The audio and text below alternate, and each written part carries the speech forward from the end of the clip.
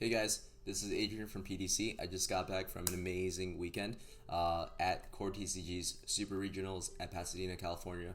There was a total of 1,377 players, 10 intense rounds, and I made it into the top 32 with a leader that, frankly, we have not seen since OPO2, Emporio Ivankov, right? I think that this is a tier 1 deck. I think that it's got great matchups across the board against other tier 1 decks. I'm here to give you a deck profile and then tell you why. So without further ado, let's begin. But before that, I'm pretty excited. I got myself the Marco, the Jozu, and the Otama. These are some regional prizes that you would get from placing high at these competitions, and it's just icing on the cake.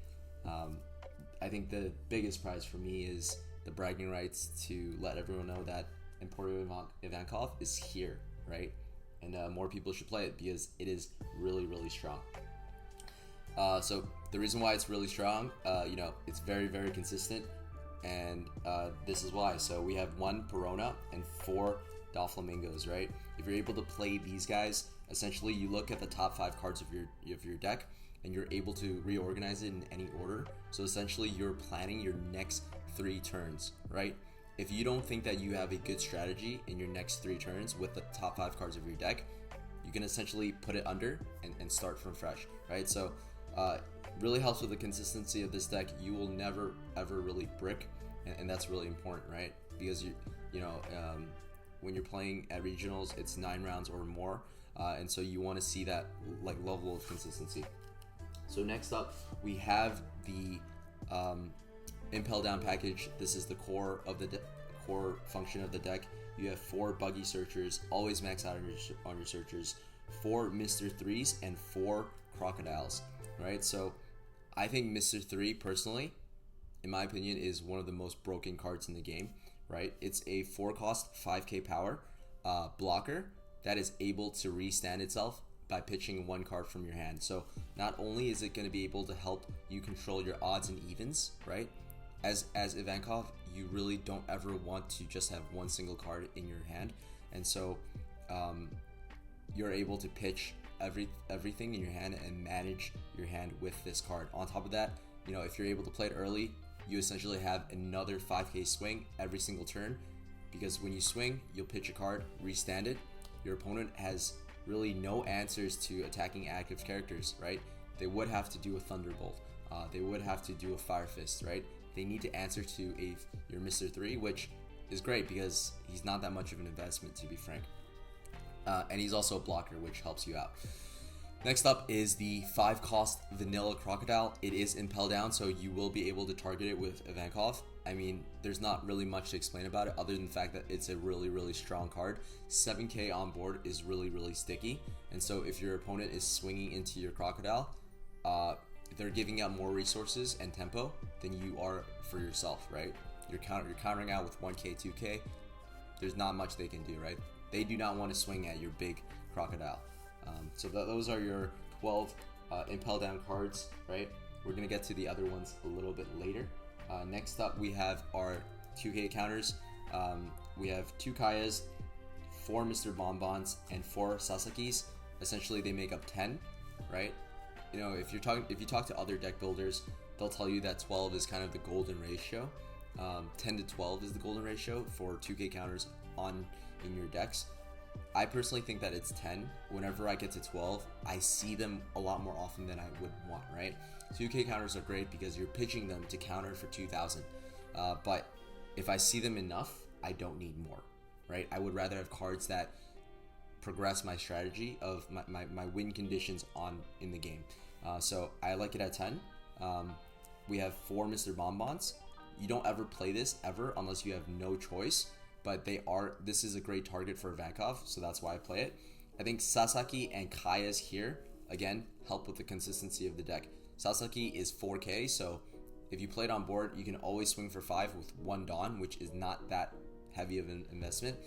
More importantly, if you really do have a bricked hand, if you really don't have any hopes or dreams, you can casino and basically reshuffle your hand and draw the same amount of cards. So Sasuke is a lifesaver. I've had to use it a couple times, and it just, consistency is the word of this deck, right? Consistent.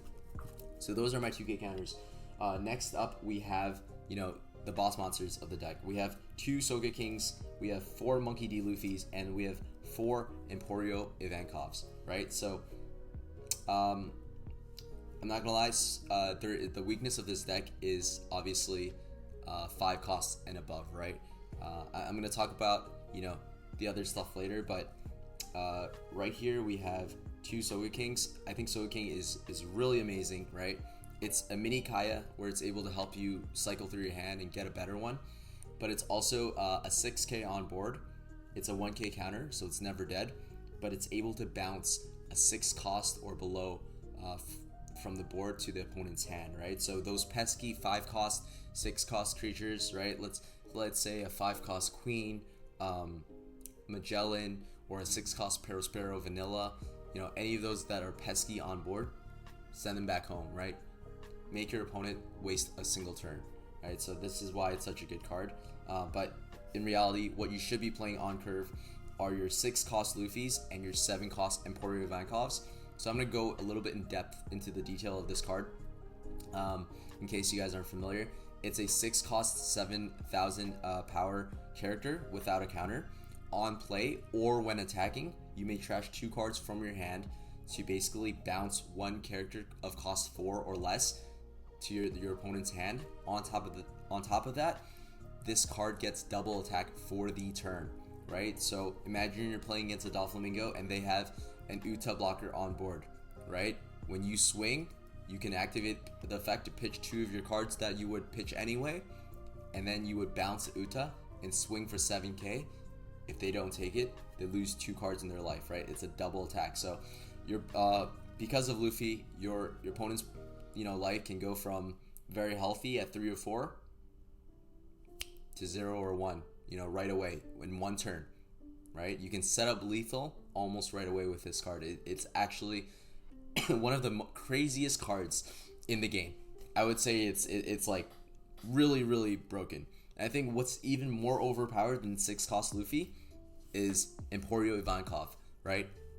To bit in more detail, it is a 7 cost 7k on play. Draw cards so that you have up to 3 cards in your hand, and then play up to 1 blue impel down of cost 6 or less.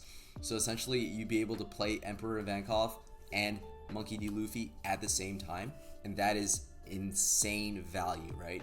You have your turn 4 7 Dawn, and you're able to play 2 7Ks. On top of that, if you on play the effect with Luffy, not only are you playing 2 7Ks, you are pitching 2 cards to bounce a 4 cost and below from your opponent's board. I think that's just insane value, and you can do lots of really nutty combinations with it, and that's really what makes this deck roar. I think once you get to that turn 3 and 4, this deck is faster than any other deck in the meta right now, right? Ivankov's main problem is that it can't really, back in 02, is that it couldn't deal with any of the 5 costs and above, right? There were no answers to it. Blue couldn't really do much. In 03, they came out with 3000 Worlds, and in OP04, they came out with Gum Gum Red Rock, essentially answering all of your problems. Whitebeard's banned, so Ivankov doesn't have that weakness anymore. 5 costs can be answered with 3000 Worlds. Doflamingo's, Big Moms, 8 cost kids can be answered with Red Rock. Anything that's annoying to you, Red Rock it away, right? So, most decks, every single blue deck out there runs at least 2 copies of each. I've considered running more, but sometimes it can get really bricky on board in your hand. But I love it when I get to play it, and I love it when the trigger pops from my life, right? So I run these 4 events, and on top of that, I run 9 event counters. You really have to be defensive, have some sort of defense with this deck, right? Since you're only drawing 2 cards every single turn, right? I forgot if I forgot to mention to you guys, I'm doing this quickly, so I don't want to rush it, but end of your turn, if you have 0 cards in your hand, draw 2 cards. essentially after every turn you have your board and you have 2 cards in your hand, so you need these event counters. And that's what separates this deck list from any other Ivankov deck list, is that, you know, we're really heavy on the event counters. We have 2 Gum Gum Raids, 0 cost, 3k to your leader or character. Yeah, I mean, self-explanatory, helps clean out your hand when you have non-counter cards. Really, really good. 2 Dragon Demolition Twisters, 2 Love Mellow Beams, and 3 Deathwinks. So I'm gonna explain them one by one. Dragon Demolition Twister, I used to actually run 4 of back when I had a different version of this deck, and Zoro and Law were really, really popular. It's just an insane card, right? 2 cost, 4k, that's efficient. But on top of that, it's able to bottom deck a 1 cost or below. So those pesky buggies, you know, 1k blockers, they all go away. It's a great card. But what's even greater is the trigger. It's able to bounce a character of cost 6 or less on the board to the opponent's hand, right? So I love it when I'm able to pull off this trigger. It's amazing.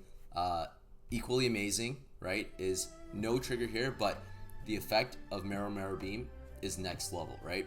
2 cost, 4k, but on top of that, if you have 3 cards or less in your hand, which you always do, right, you're able to draw a card. So, you know, essentially, instead of having 2 cards in your hand, you're defending with 4,000, and you're drawing another card, which could be a 1k or 2k counter. Just absolutely fantastic. Last is the Deathwinks. You know, Deathwinks really, this is why this deck is crazy, right? Is that even with 2 cards in your hand, if you have 3 Dawn up and you have Deathwink in your hand, I guarantee you, you are surviving that turn no matter what. No matter what board they have, you will be able to answer it with Deathwink, since the 3 costs 6k.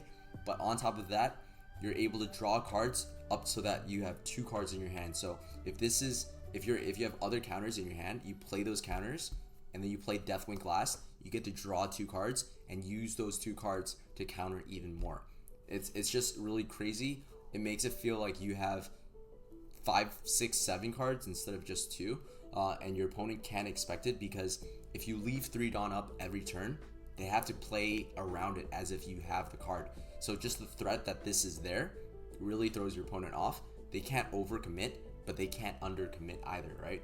Those 9k swings isn't gonna cut it, right? Even a 12k swing might not be enough. If they swing 5k, that's fine. Use your other counters, or maybe use this and draw another 2 cards, and you still have more defenses. So yeah, this is definitely really, really crazy. So that is all of my deck. I'm gonna go ahead and, you know, describe to you guys, you know, the opponents that I faced during my run at Pasadena. I played against Crocodile, Rebecca, basically blue. I played against a lot of yellow, Katakuri, Yamato. I played a Magellan, which is purple, and then I played three Doflamingos and a Captain Kidd. So as far as matchup goes, I think that blue is a walk in the park. It's 100% victory every single time if you play, right? Blue players hate you. You're way too fast, too much tempo, and they can't really answer your big 7Ks on the board that you're able to just play out of nowhere. As far as yellow goes, Katakuri, I did win 1 and lose 1 to a Katakuri, but that was a heavy misplay on my side. In theory, you should not ever lose to Katakuri, right? You're able to flood the board and swing wide and tall, and that's not something Katakuri can really answer to. As long as they don't really trigger, you know, as long as they don't high end and top end and just get insane triggers like all 5 times, they're not going to be able to win. The next 2 matchups are really green, you know, Captain Kidd and Doflamingo. I think that Captain Kidd, you have a slight edge over, just by the fact that I think that Emperor Ivankov is a stronger version of the film package, right? Film is playing 7 cost Luffy blocker, and then a 4 and a 3, or a 7 and a 4, right?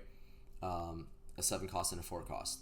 But what they don't have is, you know, the threat of Ivankov and Luffy, a 7k power and a 7k power, that's also able to bounce stuff on the enemy's board. So they might do 7k, 5k, 5k, but you're doing 7k and 7k, and then returning one of their cards. So yeah, I think that's why it's so much stronger. I think your tempo is slightly faster than Kid, and you have all the tools you need to survive that double swing. So yeah, now that we're through with the matchups, I'm gonna go ahead and explain to you guys the sequencing.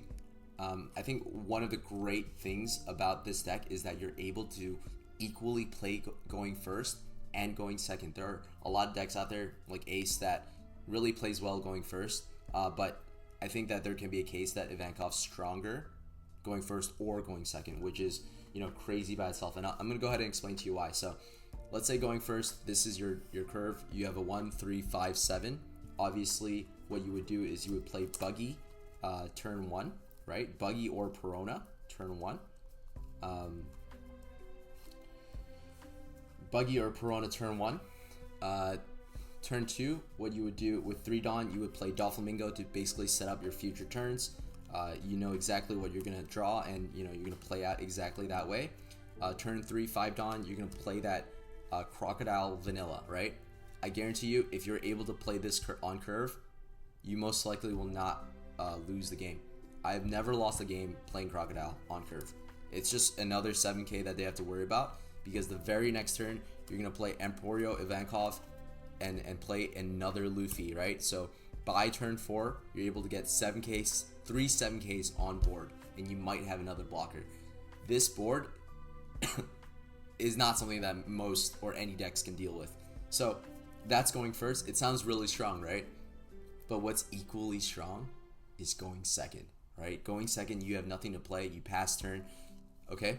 Going turn 2, Dawn 4, you play Mr. 3, right? Mr. 3 basically gives you another sticky person on board that they can't target. So you'll swing and then you'll restand, right? Even though you have to pitch a card, you know, normally that'd be expensive, right? But wait, it is not, because on your next turn, you want to set up for your Monkey D. Luffy 6 cost on curve. So when you play this, you're able to pitch 2 cards to bounce a 4 cost on the opponent's side. You know, you can pitch another card with Mr. 3. So basically, you're setting yourself up to have one single card in your hand. And what card could it be, right? Except, what card could it be but another Emporio Ivankov?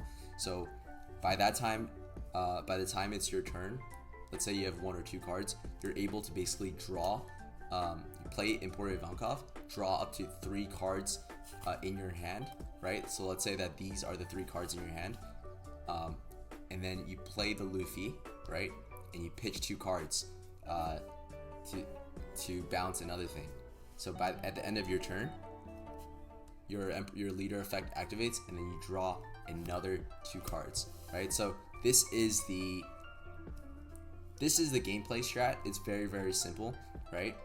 Going first, you do Searchers, a Doflamingo blocker, Crocodile Vanilla into Emporio Ivankov turn 4. That's kind of like that's when your deck really goes. Going second, you don't play anything turn 1, Mr. 3 into Luffy, into another Emporio Ivankov, into another Luffy, right? So turn 4, you will always play Ivankov. Rarely do you ever not do that. And, you know, turn 3, you play a 7k option. So this deck has, you know, worked for me for, I'd say, you know, I can confidently say if I play this again, I probably will go X and 2 or X and 1. You know, I might even be able to go, you know, this is a tier 1 deck, and I think it's really strong. It has great matchups into green, into yellow. I think the hardest matchup is probably Dofi, where it's 50-50. But even then, I would prefer to play Ivankov, especially if I'm going second. I think that Ivankov going second outright, you know, I would say beats Dofi. Zoro, I think, is less consistent nowadays, so it might be less of a problem. But you can always tech cards like Ulti or more Dragon Twisters to really make Zoro not as strong. Even though, like, I'm not too sure now. But Law is not a problem either. I was frequently beating the pre-ban Laws with this deck list. just because it keeps bouncing a card every single turn from the board, especially if it's low cost. And really the only thing you have to deal with is the blocker law. So it was doing really well. I think that this is if you guys have any questions, hit me up on Twitter at deals_Pokemon, or just reach out to me on Discord. This is the deck profile, and appreciate you guys. Thank you so much. Have a good one.